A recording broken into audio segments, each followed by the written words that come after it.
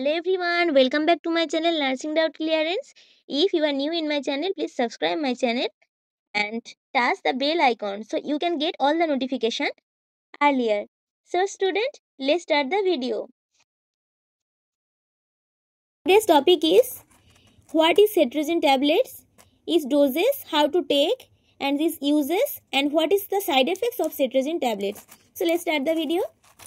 So first, what is cetirizine tablets? Cetirizine tablets এটা হচ্ছে কি একটা অ্যান্টিহিস্টামিনস গ্রুপের ড্রাগ।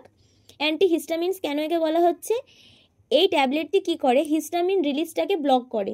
হিস্টামিন আমাদের শরীরে তখনই রিলিজ হয় যখন কোনো অ্যালার্জিক রিয়াকশনস হয় আমাদের শরীরে। তো এটার কাজ হচ্ছে কিন্তু এটা যেহেতু অ্যান্টিহিস্টামিন, সেই জন্য কী করে, যখন হিস্টামিনটা রিলিজ হয় কোনো অ্যালার্জিক রিয়াকশনসের জন্য, তখন কিন্তু এই হিস্টামিন ট্যাবলেট, অ্যান্টিহিস্টামিন ট্যাবলেটসটি মানে সেট্রিজিন, এটা কিন্তু হিস্টামিনটাকে ব্লক করে দেয়। তার ফলে কি, যদি আমাদের শরীরে কোনো ধরনের কোনো অ্যালার্জিক রিয়াকশন হয়, সেটা কিন্তু এটা প্রিভেন্ট করে।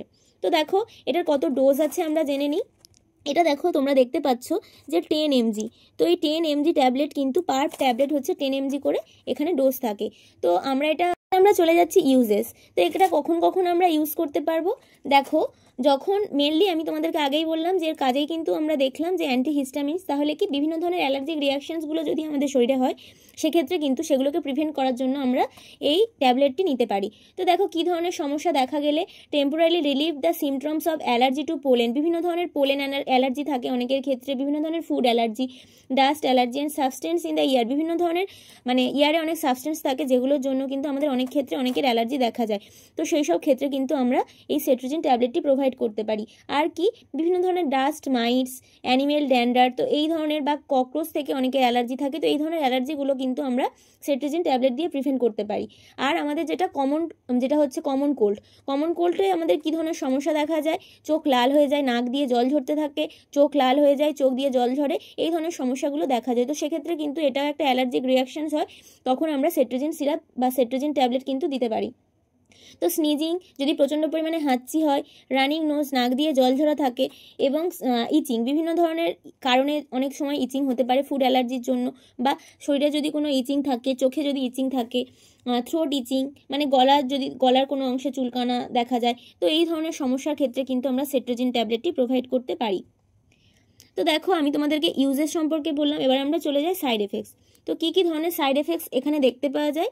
সেট্রিজিন যদি এক্সেসিভ পরিমাণে ইউজ করা হয়, তাহলে কিন্তু ফিলিং স্লিপি অ্যান্ড টায়ার্ড।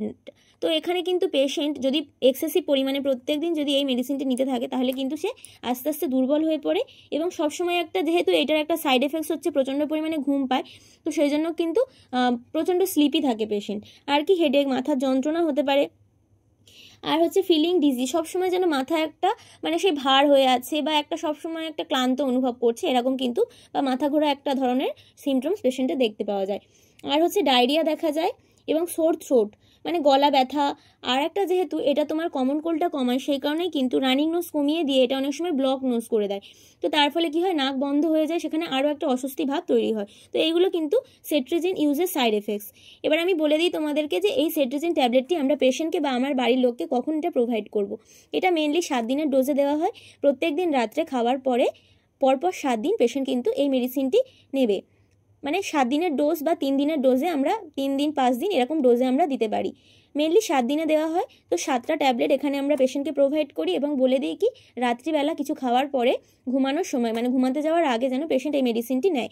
কারণ কি, যদি কিন্তু এই মেডিসিনটি সে সকালে নেয়, তার ফলে কিন্তু সারাদিন তার একটা ডিজিনেস একটা ফিল হবে, এবং মাথার মধ্যে একটা সবসময় স্লিপি একটা ব্যাপার চলবে। সেই জন্য সবসময় কিন্তু আমরা পেশেন্টকে এটা রাত্রে প্রোভাইড করবো, কারণ সকালে কিন্তু তার যেটা দৈনন্দিন কাজকর্ম যেগুলো সে করে, সেগুলোই কিন্তু এটা এফেক্ট ফেলতে পারে।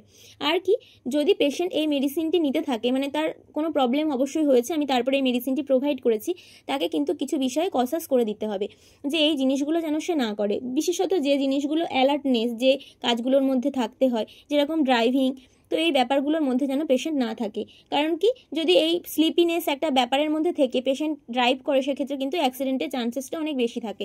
তো সেইটা কিন্তু তোমাদেরকে পেশেন্টকে অবশ্যই অ্যাডভাইস দিতে হবে যে সেট্রিজিন ট্যাবলেট ইউজের মানে যখন পেশেন্ট একটা সেট্রিজিন এই ডিউরেশনের মধ্যে আছে, মেডিসিনটা ইনটেক করছে, সেই ডিউরেশনের মধ্যে কোনো রকম অ্যালার্টনেস যে কাজগুলোতে থাকতে হয়, অ্যালার্ট থাকতে হয়, সেই কাজগুলো যেন পেশেন্ট না করে।